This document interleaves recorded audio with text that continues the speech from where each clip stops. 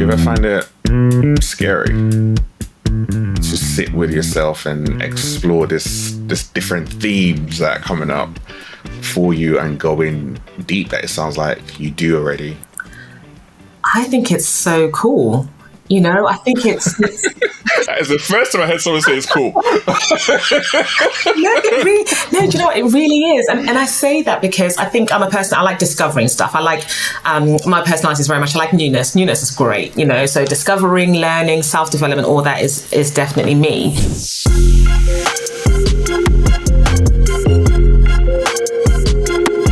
Today's episode of Everyday Leadership, I have the absolute pleasure of sitting down with dear friend, sis, Miss Aggie Mutuma, who is the CEO of Mahogany Inclusion Partners.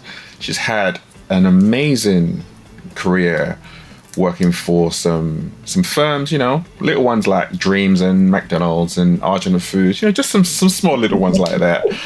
She's also an amazing speaker, speaks at CIPD, for example. She's the founder of the Black Inclusion Week, which happens in May, and it's an amazing thing, which I'm sure you'll have heard of by now.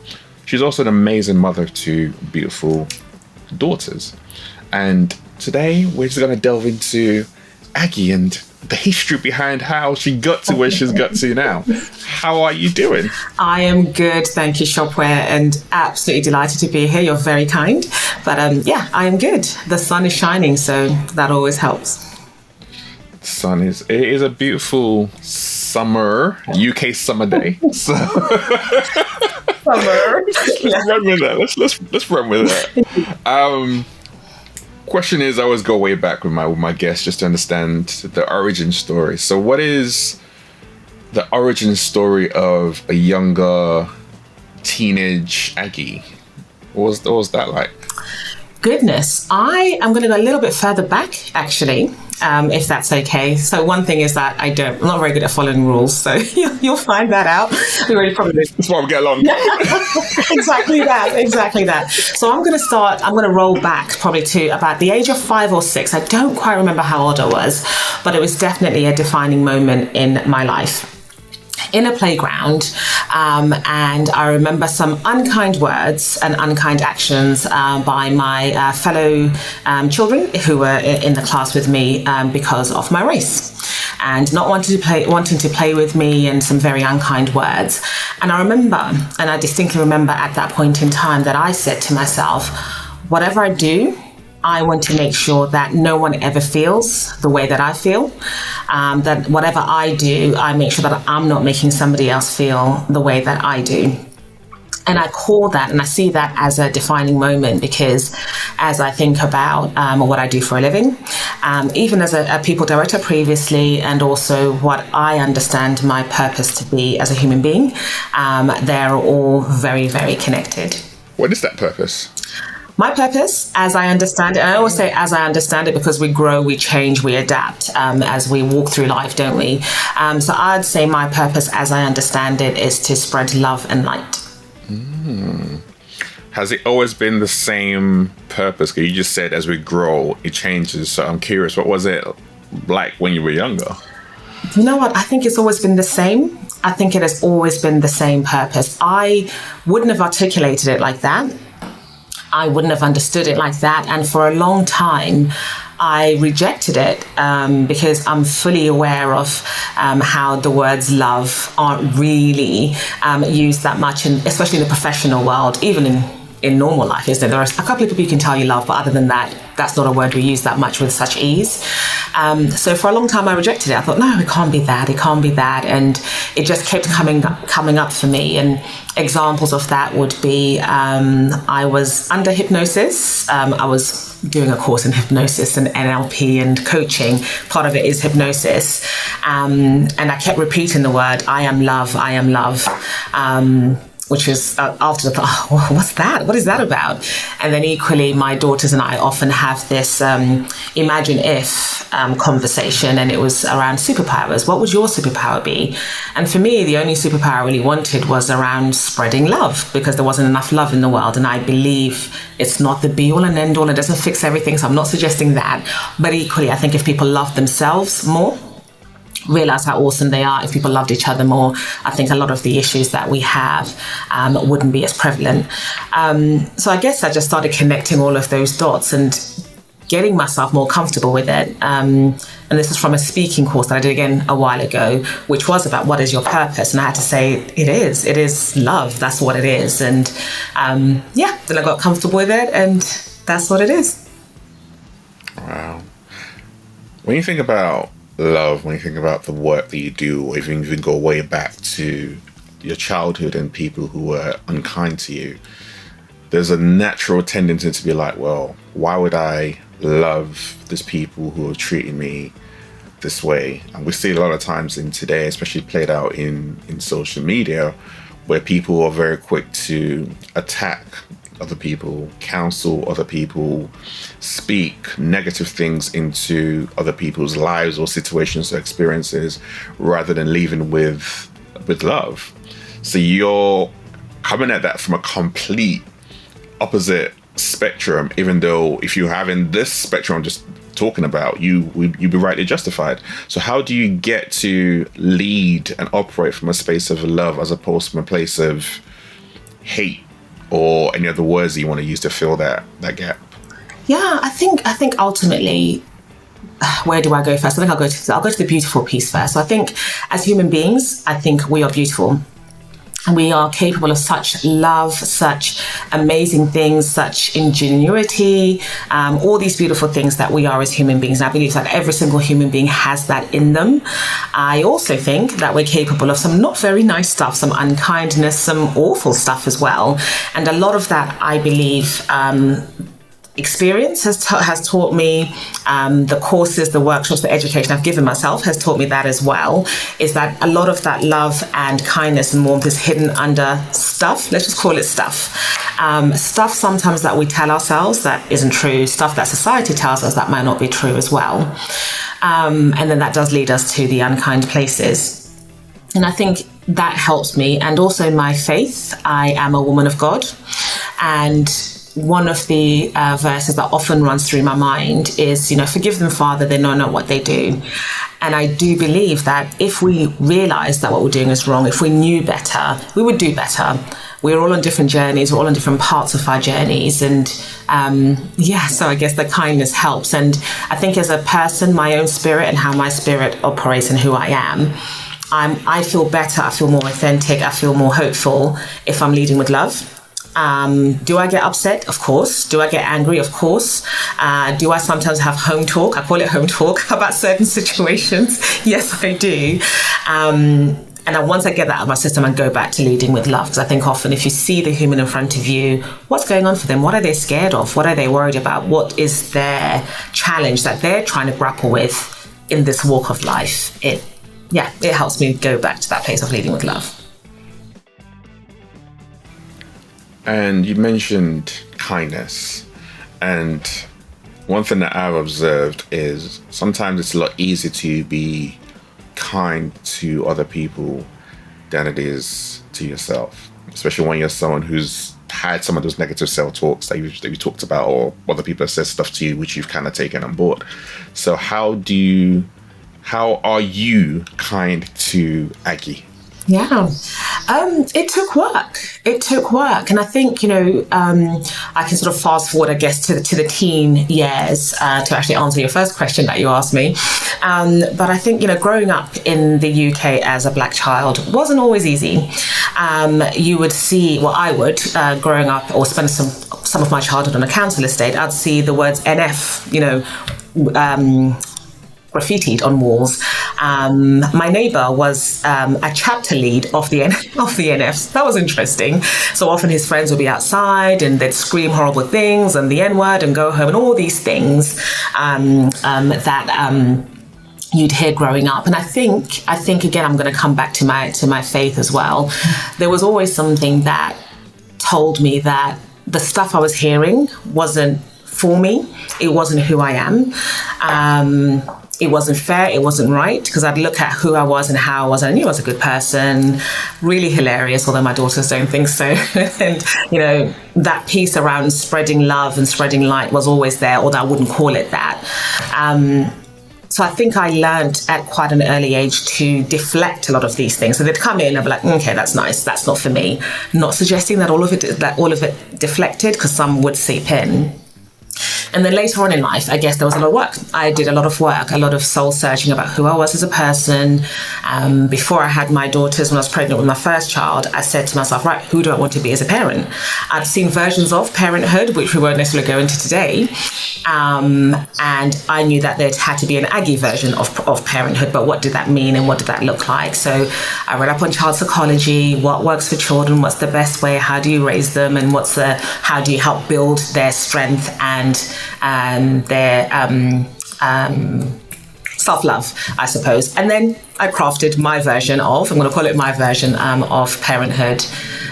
So yeah, lots of self-work, reflection, which continues today. I still reflect on conversations I have. And love doesn't mean, I want to say this, love, especially in leadership, doesn't mean that you're not giving direction. It doesn't mean that you're not expecting high performance. It doesn't mean that you're not setting boundaries. It doesn't mean any of those things. If anything, in my view, with my HR background, a version of love and kindness in the workplace is being very clear about what you want from someone in their role, what the outcomes are that are expected, what you're going to do to support that person to deliver that, but equally, what are they going to put the ball in their court? What are you going to do to meet these standards that we're talking about as well?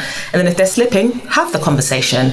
But again, that love, leading with love piece makes me say, and I've been in that place recently actually, around, okay, I need to give this person some feedback. I know that they have great intentions, but they're not hitting the mark right now. Let me reflect on what I can do as a leader, maybe what I've missed. Also, let's have the conversation with them. Here's what I'm seeing, here's what I'm thinking. What do you think? And then how can we make it our problem and then move forward? So, yeah. I love that. I think that's a really, really important way of looking at leading with love, because I think even when you talk about organizations or think about HR, talking about love, people are like, ooh, we can't do that. We can't talk about those topics. But the way you just kind of broken that down, it's a really important attribute. And actually, if you had cultures that function the way that you just described, i.e. leaders creating that kind of culture for their employees and for their people, I think the workforce would be very radical from where it is right now. Because a lot of those things that organizations are looking for around innovation, growth, productivity come from people. And you need to create the best environment for people to be able to show up. And that comes from leading with love and approaching it very, very differently. So I love that. And with your background in HR, and you mentioned you work for some amazing companies like McDonald's, Mothercare, Tesco. What are some of the defining moments that you can recall in your career, your corporate career, particularly? Lord, okay. There are many. So I think I'll start with the Arcadia Group, which is 20 odd years ago. Geez, it ages me when I say that. It feels like yesterday, but it was about 20 odd years ago. And I think one of the defining moments for me was looking at the HR profession, and at the very junior levels, seeing a lot of women, seeing a lot of people of color. But then as you looked at the management levels, the heads of, and then when we get to directorship, the gender balance just switched, almost completely upturned, which I thought was really interesting. But then equally the ethnicity or ethnic diversity, well, just dwindled really, basically. And I remember thinking to myself at that point in time, we're the people field, we are the people function, we're the conscious of the organizations. We lead on a lot of these things around human-centered approaches, around actually your people are your assets. There, for most organizations or a lot of organizations, the people aspect is the biggest line in terms of cost. So actually we have so much influence to support the business to win, to support the business to achieve its goals through its people. So if we can't get it right, if we are in a place where gender diversity is not in the right place, or any kind of other diversity, to be fair, ethnicity diversity, the LGBTQ plus community, disability, if that's not in the right place for us as a profession, there's not much hope really for the rest really is there. So I think that was definitely a defining moment for me, just reflecting on that. And I think at the time I was actually undertaking my master's in HR. So a lot of those conversations around strategy were happening alongside my experience and what I was seeing as well. I think another defining moment for me was when I got to an HR director role. And when I was close to there as well, is that I guess often titles blind us, don't they? Titles blind, oh, that's a great role, or they must be this, or they must have everything sorted, they must understand everything. The fact is we're all on journeys, different journeys for different reasons, at different parts of our lives. And I think that was definitely defining for me. If we go back to that first question around being kind to ourselves as well, I am now in a place where I know I don't know a lot about many things. I know lots of things about many things, but there are lots of things I don't know as well. So my approach is I'm curious. I want to learn. So even if it goes down to someone's performance, I'm curious. What else could we do? What don't I know yet? How can I help? When we're talking about a business issue, here are the things I do know, and here are the things I can definitely give my expertise to, and here are the insights I can definitely support you with. But actually tell me, what do you want for this organization? What's important for you? What's happening for you as an organization? So that curiosity piece is definitely something that stayed with me from one of those experiences. Wow. Okay. I loved what you were saying around titles blind us.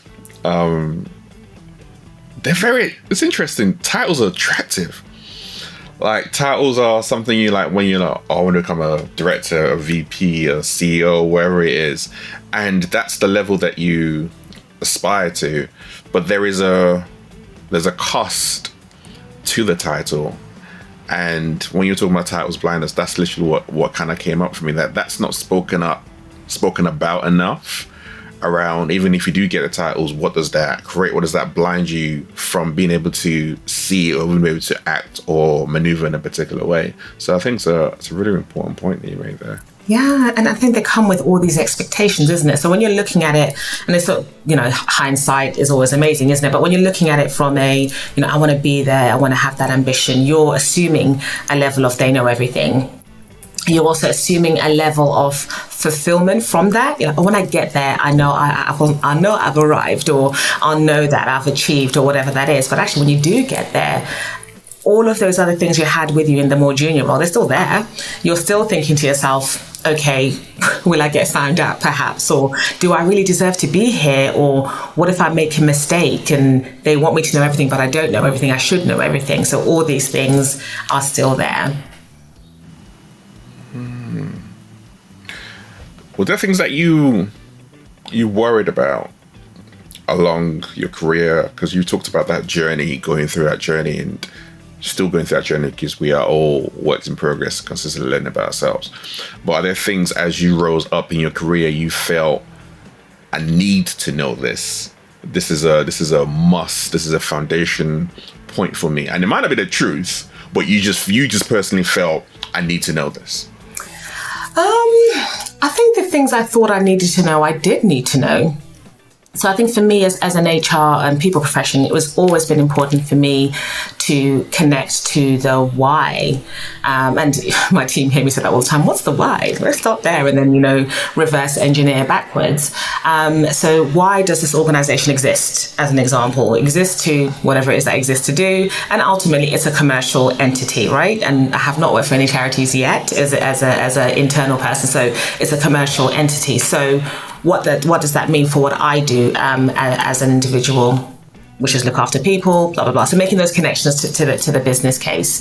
So I think one thing I always said to myself, I need to know, and even now I still carry that through with my clients, is really understanding the purpose of the organization and what are the key drivers, what's the business speak of the organization as well, what are the C-suite leaders, what are their challenges that they're thinking about, and then how do I, in my role as a people professional, support, feed in, build on that so we can do that together.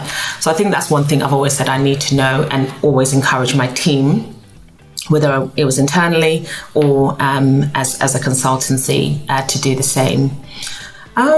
What else? Definitely, I think the piece around knowing the people, not the title, not the function, but the people themselves. So often I would surprise people by asking, one of the first things, like, oh, tell me about you. Oh, this is the job I do. I've been here for this many years. Awesome. Let's come back to that. I definitely want to hear that. But who are you? You know, share what you feel comfortable sharing. But who's you outside of work, and what's really important for you, and what are your values if you've connected to those? So that piece around really getting to know the person. Because again, a lot of those pieces around potential imposter syndrome or fitting in and all these things, they're happening for a lot of different people in different ways. So being able to lower that, spread some love, I guess, is what I'm trying to do, is really important.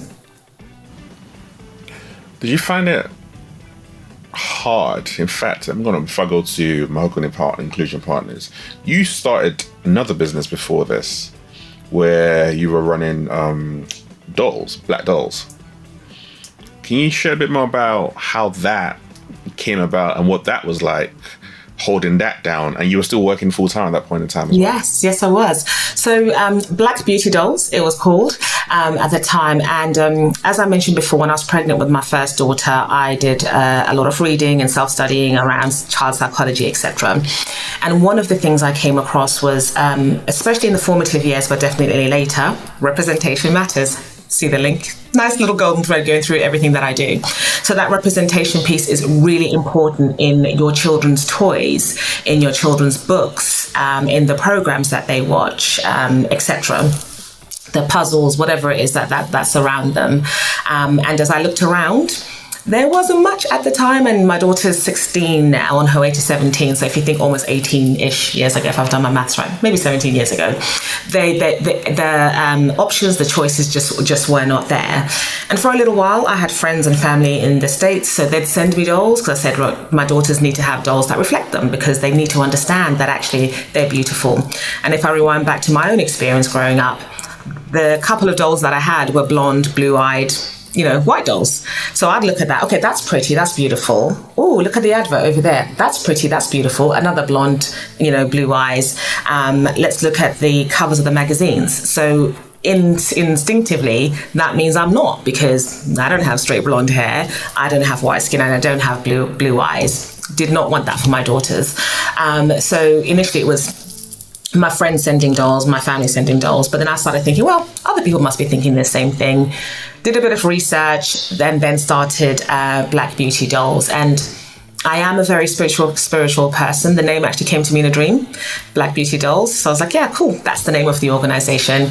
And as the name suggests, I would say, we sold dolls of different ethnicities, to be fair. They weren't just black dolls, but there were baby dolls, there were fashion dolls. I even developed one myself, which was just amazing. It was a labor of love. I drew it, designed it, a little black ballerina plush doll thing. Found a manufacturer in China, got all the CE number things that you need to get, and it was beautiful. I'd go to fairs, and it was never going to be my number one job. It was more of a labor of love, because I knew I was helping parents diversify their children's toys. And one of the things, and one of my friends actually pinpointed it back then, she said, she's a white woman, and she loved one of the statements in our About Us piece, which was, this is definitely about diversifying children's toys, but it's also for white children, because their toys should reflect the world that they actually live in as well. So again, I think the words inclusion were in there too. So you can see this golden thread. So yeah, That was Black Beauty Doll. So I rolled that up to start Mahogany. And equally, if you now go to Argos, you can see a broader range of dolls as well. So the need became a little bit less as well. You've had a successful career. You were running a successful Black Doll store. Now you're running a successful organization, Mahogany Inclusion Partners. And alongside of this, you've been raising your daughters. And one thing that I know I definitely hear of with other clients I'm working with, people I'm speaking to, and I'm sure you see this as well, is as women, there are times when there's a need to choose either between your career or being a woman, or between starting a business, raising a family, and all those kind of different elements. How have you been able to step into all these spaces and do them successfully while still raising your kids? I am naturally a multitasker. I think is probably the best answer to that. I am, and I'm going to call it a blessing, because it is a blessing in lots of different ways. I'm able to turn my attention to many different things and give them the energy, etc., that they need.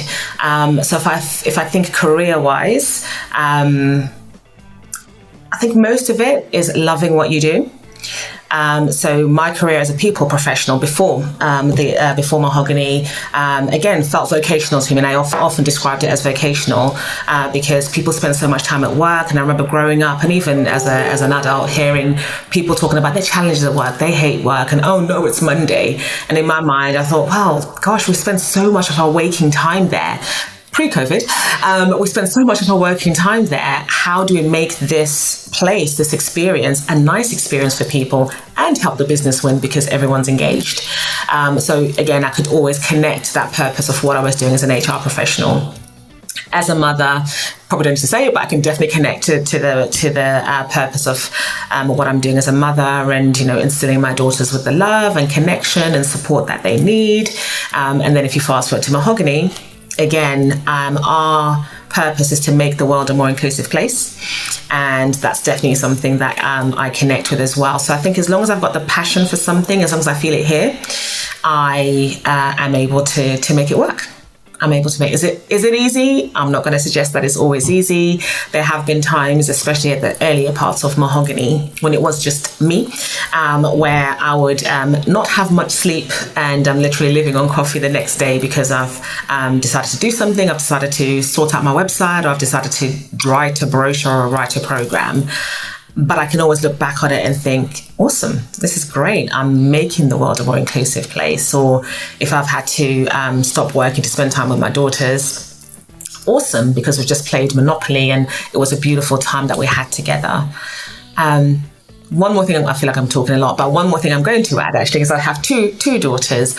One thing I've always been intentional about and made sure I do is give them space and time on their own, where it's just about them. So we have dates. So they'll pick where we go, and it tends to be a restaurant because I guess we like food. They'll pick, and it's just all about that one particular girl, whichever one of my daughters it is. We'll talk or not, because apparently teenagers don't like talking to their parents, but that's okay. We can just sit and look at your TikToks and things, whatever it is that you want. And then also we have a safe space conversation as well, where just like I do with my clients, I say, right, honey, this is a safe space for you. And they're like, oh, great. And the first time I was like, oh, am I allowed to swear? Okay, if you want to. What do you want to talk to me about? What do you think I'm doing that isn't working that well for you? Let's talk about it. And having those conversations, even at a very early age. And again, owning the problem together. So, honey, I need you to go to bed at a certain time, because remember, when you don't go to bed, you're tired. Oh yeah. Okay, so what do you think we need to do? What will make it easier for you to do? What do I need to do? But also, what will you do?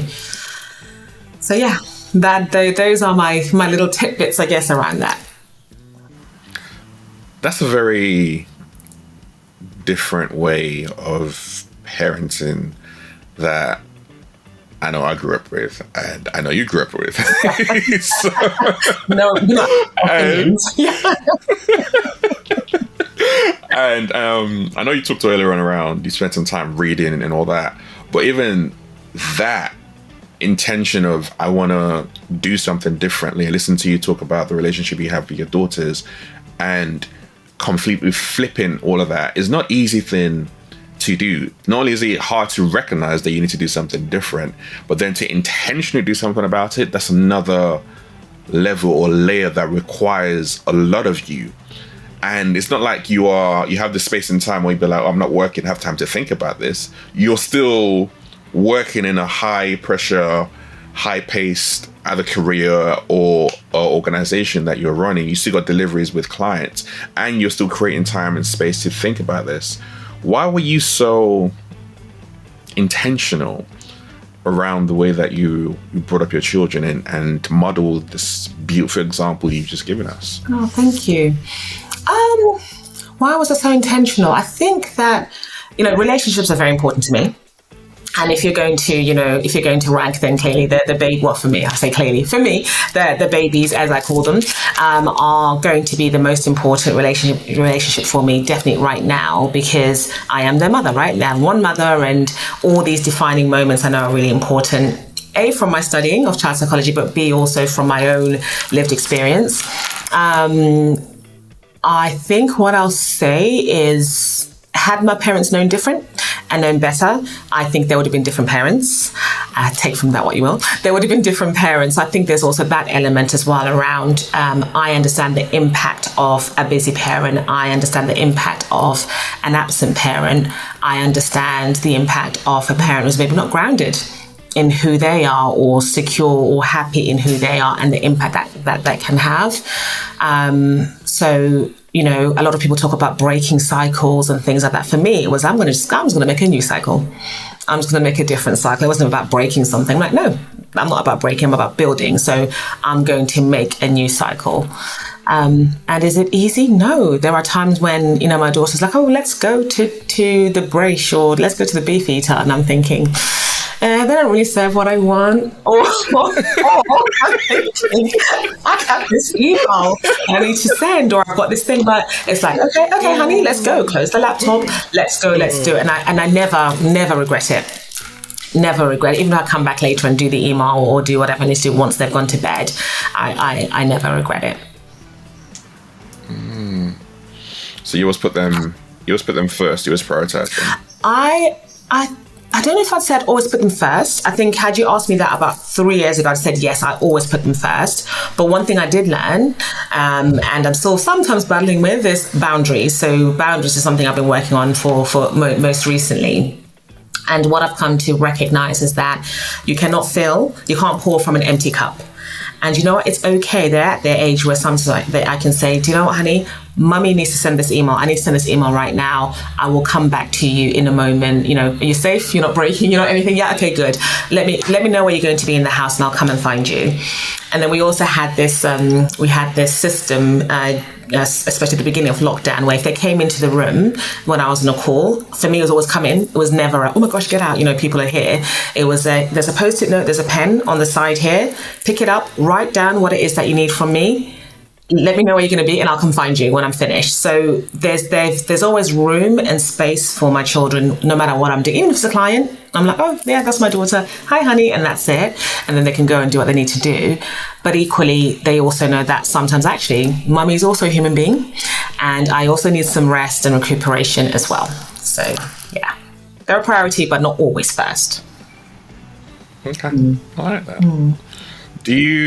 When you do the level of introspection, it sounds like you do you ever find it scary to sit with yourself and explore this different themes that are coming up for you and go in deep, that it sounds like you do already? I think it's so cool. I think it's That is the first time I heard someone say it's cool. No,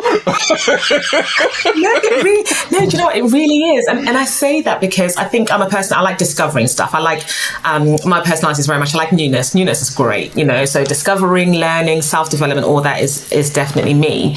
So I'm reflecting back to May. I was still in June, so it's actually last month. And I went away on my own, which I started doing more of. If you'd asked me to do that a few years ago, I'd be like, oh no, what do I do on my own? But now I like spending time in solitude, not lonely, but in solitude, just doing a lot of that reflection.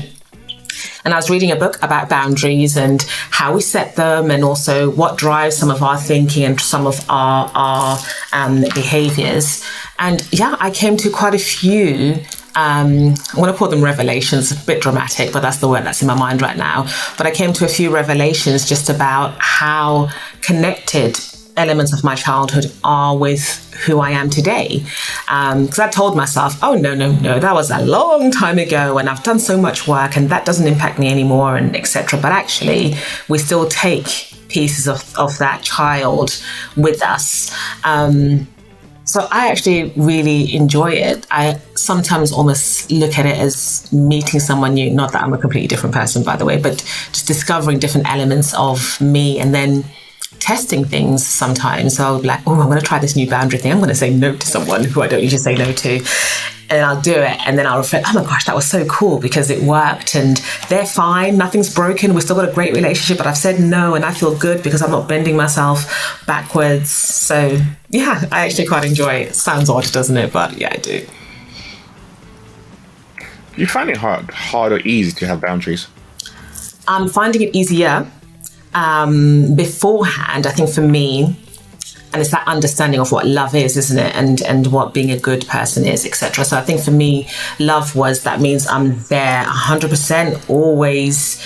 If there's any inch left of me, I can give it and I will give it. That's what my understanding was.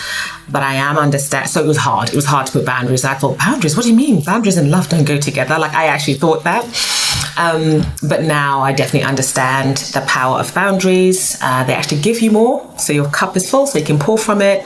And also, what I also recognize is that my daughters are watching. So while I'm pouring into them, they see it, they feel it, they love it. Obviously, that's great for them. But I need to understand is that they're probably taking in that that's how you love. And that then might set them up for not the healthiest behaviors all the time as well. So I talk to my daughters actually about my journeys. Not all the detail clearly, but I'm like, honey, so I tried this and guess what happened? And honey, if you're feeling something, if something's not working for you, you need to let people know in a respectful way. Like it's not about being rude or pointing fingers, but find a way to let people know how you're feeling and what you're thinking. I understand your struggle because here's how I felt, but what I found is blah, blah, blah, blah, blah. Yeah. And then celebrating them when they do, which is great. It's quite, I'm going to say this the other way around. So we find it easy to be able to celebrate our kids. We find it easy to be able to celebrate the work of the people that we work with, different others, organizations or us. But do you find it easy to celebrate yourself and to big yourself up when you achieve certain things? I want to say certain things. Or actually, forget certain things. Achievement in general. Do you find it easy to celebrate yourself? Because I know I personally don't. And it's one of the hardest things that I am still struggling with and I'm working on, work in progress. So I'm curious for someone like you. And the reason why I say that, Aggie is one of the biggest cheerleaders out there. Like she would cheerlead you and push you up and encourage you. So for you, do you do exactly the same thing for yourself? No, not at all. And it's something that I reflected on May. That was some deep holiday that I went on, wasn't it, in May? The reason for that, and maybe part of the introspection, was that I was actually nominated for an award. And part of the process about the nomination is that you've got to think about your challenges that you've overcome and what you've achieved and almost like show your receipts. So show us some links for this, show us some links for that. And when I first got the nomination, I ignored it. I was just like, I'm just doing what I do. I don't need a thing. And that's a bit embarrassing. And I haven't done anything that great. So why have I got this nomination? I actually ignored it for a couple of weeks. And then I told one friend, and they're like, oh my gosh, it's amazing. And then she put it on LinkedIn, which was really sweet, actually. Then I said to myself, actually, do you know what? Had it been somebody else who I care about, I would have been like, oh my gosh, it's amazing, like you said. And I'd be like, tell everyone, put it on LinkedIn, get them to vote and everything else. So I did. And then another friend did the same as well. And she put it on LinkedIn. I was like, okay, fine, I'll put it on. But no, it's definitely something that I don't find easy. Yeah. Yeah. I think it is something to work on, because again, I think when we shine our light, so I think it's Marianne Johnson, love that poem. When we shine our own light, we give others the permission, I guess, to do the same, because people are watching. And if it's not my babies, it's other people who may be coming up in their careers, or maybe even people who've already come up in their careers, but we're all letting each other's light shine. So yeah, working on it.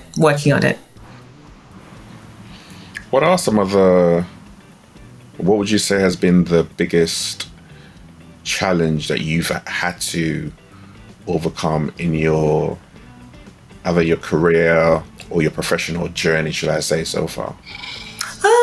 I mean, there are many challenges, I suppose, but I think the biggest battles or challenges we have tend to be with ourselves, right? And with our own growth. And I think mine is definitely that piece I talked about where, love was, I'm open, I can give anything and everything. But then equally, my response when I didn't feel I was getting that back, I just recognized when I look back, I'm like, okay, that was some interesting thinking there, Aggie, or there's some interesting responses that you had there. And one particular one I have, which I'm working on right now, so I'm sharing, is when people don't necessarily do what they say they're going to say, do what they said they're going to do. So that reliability, commitment piece. But what I also recognize is that when I look at myself and what I could have done differently is that I'm not the best at laying parameters down for certain things. So I may communicate, if you can get it to me by that'll be great. Rather than, this is the date that I need it by. Does that work for you? And not white to the eyes, tell me yes or no kind of thing. So I recognize my piece in that as well. So that is something I'm working on with my team, definitely, around being very clear around what's needed when and why, and explaining the why, and then giving the opportunity to say, does that work for you? Does that not work for you? If it doesn't, it's fine. Let's reprioritize other stuff. So I guess I'm a bit loosey-goosey, I suppose, and that's something that I'm working on. Doesn't sound loosey-goosey to me at all. It sounds quite intentional. Even being able to name it and focus on it is quite important, so that's quite good. And when you think about Mahogany Inclusion Partners, what's the vision? What would you want to see happen through the organization that you have brought to life? Thank you. I think it's our purpose, isn't it? And our purpose is, like I said, making the world a more inclusive place. And the beautiful thing is that I feel like we're living it, we're doing it, we are, we're already making the world a more inclusive place, which is such a beautiful, beautiful place to be. I asked the team to look at an impact report for us. We haven't published it and we haven't finished doing it yet. So I'm not really I can do finances. I'm not saying I can't do them. I can do finances, I can do all of that, but that's not what drives me. It's lovely because it allows me to live a certain life, but that's not what drives me. What really drives me is that piece around, are we making the world a more inclusive place? Are we helping leaders to walk in their power? Because I think a lot of us don't walk in that power, don't realize how great we are.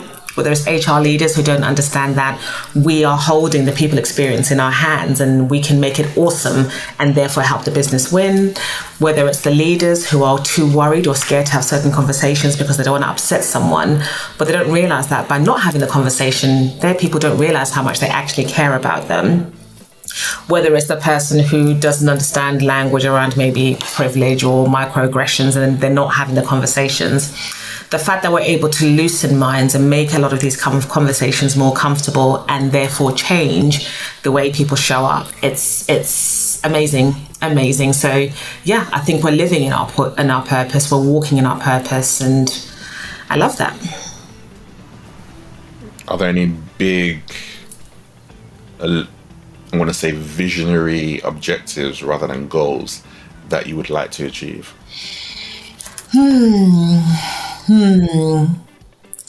So the goals that as I think about where we are and the conversations we're having as a team, our goals are centered around sort of stuff that we've spoken about, Shopware. So around serving our clients better. Like how do we do that? How do we continue to have these conversations? How do we continue to support them with their strategies and their learning and development, serve them better and make that experience just an awesome experience for them?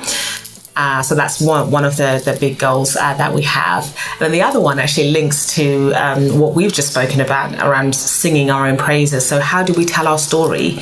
Isn't it great how like the connection between the business and my thinking as well? But and it's not intentional, by the way, that just happened and it's just come to my mind now. But that piece on how do we tell our story? How do we share that story about who we are and how we are and why we are? And then the other piece is around how do we take that loosening of minds, that building of comfort, that building of that muscle to have those tough conversations because they lead to a better place. How do we take that outside of the confines of organizations? So I think a lot of us are blessed that we work in organizations who invest in this.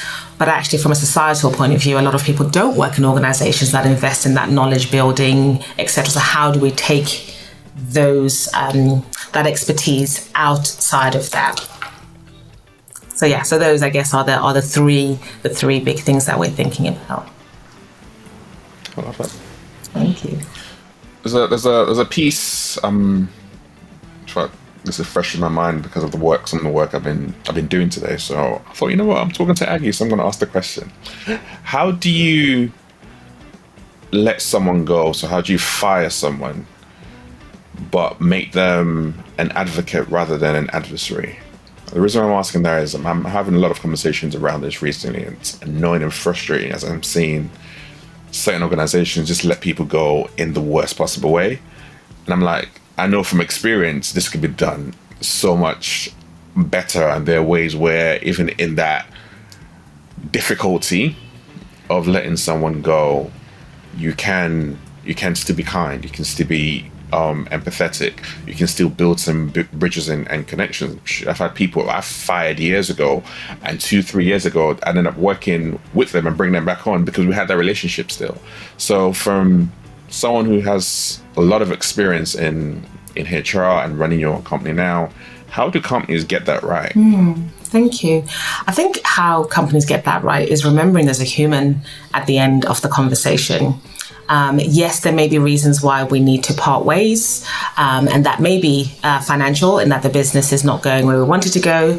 That may be performance, and sometimes it is performance, and I think it's okay to lean into that. I think the worst thing you can do for someone is to have them underperform for a really long time. Either recruit around them or figure it out, because that's just not a great place for either of you. So I think whatever the reason is, I think it's about how do we keep this, or how do we keep this at a level where we're talking about another human with emotions, with feelings, with bills, with fears, with all of these things as well. And then it's transparent conversations. And I often would coach leaders who'd say, well, can I tell them this? I'm like, well, is it true? Yes, it is. Yes, tell them. Oh my gosh, I feel awful, blah, blah, blah. Do you think they know that you feel awful? Nope. I had my big boy pants on. I just went in like this. I just told them. I was like, yeah, but how do you think that felt? Just having big boy pants robot person telling them that they haven't got a job anymore and not showing any kind of care. How do you think that might have felt for them? Oh yeah. So again, it's be human. You are a human being. Be human. If this was your friend you were giving bad news, how would you approach that? And how would you come across, and what level of empathy and understanding would you communicate? Does that always work? No, because nobody necessarily likes being told that they haven't got a job anymore. But I think, especially with this performance, and I've had this where similarly I've had to say to someone, do you know what? I think there are so many things that you do really well, but we have had conversations, and make sure you've had the conversations, by the way. We have had conversations about the thing. And this is what we agreed. I've done what you asked me to do. I've done what I committed to doing. What do you think? Is it working? Most of the time, if you've had the conversation, people can be quite open and say, yeah, I know it's not working. And you can still part with love, you can still part with respect. And I have had that situation a couple of times where people have said, well, have you got anything else open? I understand I'm not great at that role, but remember I was great at this. Do you have anything else? And that's a beautiful place to be, right? Because then I think the proof is that you did part with love, and you did part in hopefully a respectful way. Yeah. And it's not, it seems when you made that phrase of put your big boy pants on and go and have a conversation, like, like seriously. But I guess it is the reality. It is the reality that that's what tends to happen, or how people tend to look at things. Because this word professional that people take to the workplace. Professional doesn't mean you suddenly become, non-human. Professional doesn't mean you suddenly don't care about people. And actually, the best way to achieve, the best way to win as an organization, as a leader, is through those relationships. Not that you have to be besties, but I think that care and that understanding is really important. So, how do you define leadership? Define leadership. So I would say that I think leadership is about giving people the why. Living, breathing, that why in an authentic way is what I'd say. So you're setting the vision. This is where we're going, everyone. And that's the bit that's probably non-negotiable, perhaps. I'm going to say perhaps. But actually how we get there together, we can shape that together. And yes, there might be some steering and there may be some, pivoting if we're maybe going off track a little bit. But my role is that vision, that end game, that where we're going. How we get there is up to all of us, and we're all invested and we all have a voice. And you know what? If you tell me you don't like something, that is cool. That is great, because I need to reflect on that and think, what do I feel about that? Okay, how do we make it better? So I think that was a really long description, which you can completely shorten if you want to. But I think leadership is vision, where we're going, where we're headed, that visionary piece, and then going together with your team to get there. What's been, should I say enjoyable? Yeah. What's been the most enjoyable part of your career to date? I would say, well, for lots of different reasons, I suppose. I'd say the beginning was super enjoyable. Just from working in London, going out, partying, and going home, shower, come back into work, and the next day, ching, let's carry on and let's do that again. So enjoyable from that point of view. And that was sort of straight out of uni, first time being a grown up and that kind of thing. So, definitely love that. And then I would say, I guess I'm bookending, I suppose, isn't it? I'd say now. And I say now because my purpose as a human, as I understand it at the moment, and the purpose of the organization and the work that we're doing and the impact we're having are so beautifully aligned that it often doesn't even feel like work. I will sometimes, and I'm sorry for people, and everyone should look after their well-being and do it in a way that works for them. But I'll often find myself on a Saturday thinking, I really want to do that thing. I really want to work on that thing. And I'm like, let's bring the laptop out. The girls are sleeping. Oh, let's do some work. It doesn't feel like work. It really doesn't feel like work. And even I hear my daughters talking about the fact that, mummy, it's so great that you love your work. So I guess I exude it. I talk about it.